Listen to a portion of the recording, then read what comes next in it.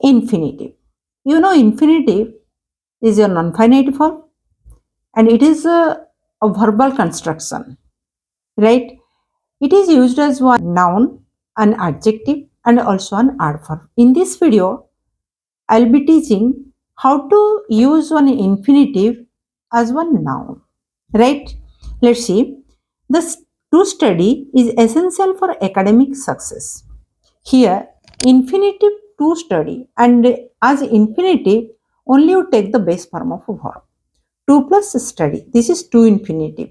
Okay, and it takes here the subjective position, subject of the sentence. So, to study is a noun here, functions as a noun. She loves to dance.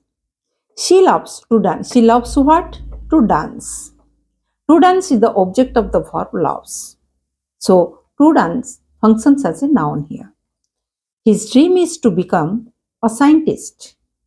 Here, to become completes the subject's his dream, right?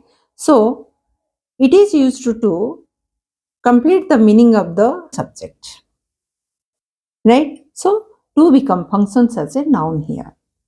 His main goal to save money requires discipline.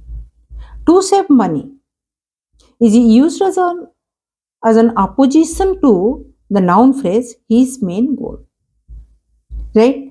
So, to save money is a one noun phrase here because it is the opposition to the noun phrase his main goal is used to provide more information about the noun phrase his main goal. So to save money is one noun phrase, functions as a noun here. Okay, I hope you got the concept clear. If you have any doubt, you can ask question in the comment section. Thank you.